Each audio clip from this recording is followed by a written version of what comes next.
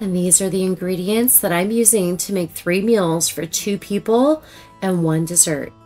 Keep in mind that the cost of these meals are determined by the serving size of each product I bought. There are some items that will be left over for you to use in another meal. So the total for all those ingredients, had I bought them at the store at Walmart using the cheapest ingredients I could find, the total came to $24.56 for 2 people.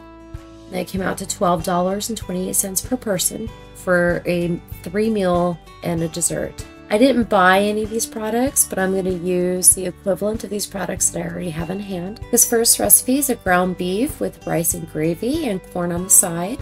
When I was a young mom, I used to make this for my boys all the time. This was one of our favorite meals to have. It was quick and easy and so affordable, and coming in at $3.14 for the meal, or $1.57 per person. In a small pot, go ahead and make your rice, no peeking. In a hot skillet, brown your ground beef along with your spices. I'm using onion powder, garlic powder, and salt and pepper. You can use any spice that you have available to you. Add your bouillon and 1.5 cups of water and let that simmer for about 10 minutes. And this is going to be your gravy.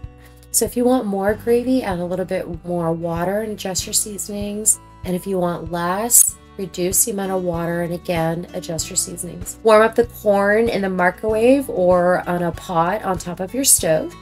And then to serve it, you're going to just put it on a plate or a bowl, add your rice, put your ground beef on top with your gravy, and then the corn on the side. If you want, you can mix everything together. You can also top this with dried parsley if you have it, or fresh cilantro. That would be good too. For me, this is like a comfort food of my own design. When I don't know what else to make, this recipe always comes to my mind. You're going to go ahead and make the bread first, since that takes the longest. But if you don't want to make the bread, you can go ahead and just skip to making the macaroni. So to make the bread, in a large bowl, you're going to add your 2.5 cups of flour and your salt, and you're going to mix that to combine. Now for the recipe, you can use either instant yeast or you can use the active yeast, but you're going to need to add them differently. If you use the instant yeast, just add it with your flour and salt, mix it together, add your warm water, combine it, and then set it aside somewhere warm for 2 hours to rise. If you're using active yeast, you're going to add the yeast to the water first, mix it together, and then add that to the flour, mix that together, and then you're going to set that in a warm place to proof and rise for 2 hours. After your dough has risen for 2 hours, preheat your oven to 435 degrees and place your Dutch oven inside your oven to get hot as well. I'm using a small 2-quart Dutch oven, and it's perfect for this recipe. If you use anything larger than a 2-quart, your bread is gonna spread out and it's not gonna rise as high. So to remedy that, you can double your recipe. Meanwhile, put a piece of parchment paper on the counter, add your dough on top, and then add that to your hot Dutch oven. Add the lid, bake for 30 minutes. Remove the lid after 30 minutes and bake for an additional 12 to 15 minutes more, making sure that the top is nice and golden brown and your loaf sounds hollow when you tap it. Let your loaf cool before removing it from the pot. I like to take a pat of butter and melt it over the top and sprinkle with some sea salt. I've made this recipe many times and it seems like the amount of water I use varies.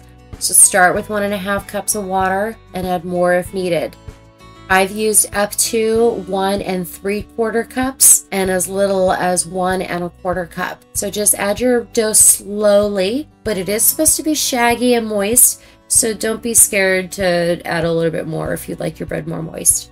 Remove your loaf pan and let it cool before slicing into it. And I know it's going to be so tempting. It smells so good, and we always want a nice piece of warm bread with some butter, but you got to let it cool down. Next, we're going to make American goulash, or macaroni as it was known in my house. This macaroni recipe is a take on my mother's macaroni that she makes. This is one of my oldest son's favorite meals that my mom makes for him, and coming in at $3.37 per person, this will surely fit into anybody's budget. Let's get started. Now, moving on to making the macaroni, this is going to cook up in no time. You're going to use half the bag of pasta for 2 people. Remember, I'm only cooking for 2 people. Half the bag of the pasta, and you're going to cook that into package instructions. And then in a skillet, you're going to brown 1/3 of the ground beef, add any of the seasonings that you're using. And then once the meat is browned, add half the jar of the pasta sauce and let that simmer until everything is nice and hot and cooked through. You're going to serve your macaroni in a bowl with a slice of toasted bread. And if you have fresh veggies, go ahead and have a side salad or some steamed broccoli or whatever your family likes. American goulash or macaroni, whatever you call it, you can debate it over dinner. A final meal I'm making is crack slaw, or egg roll in a bowl. This is a flavorful dish that you'll want to make time and time again, and coming in at $2.71 per serving. This is our cheapest meal of the night. So to make this meal, you're going to brown the last of your ground beef over medium heat, and then add your soy sauce and any seasonings you're using, like ginger or garlic or onion powder, garlic powder, and then mix that all to combine. And then you're going to add your cabbage and your chicken broth, mix that to combine, and then let that simmer for 5 to 10 minutes. Now, the longer you let this cook, guys, the softer your cabbage is going to be, obviously. I like my cabbage to still have a bite, so I shoot for the 5 to 6 minute cooking time. Now, if you're looking for something that's flavorful and quick to make, this recipe is for you.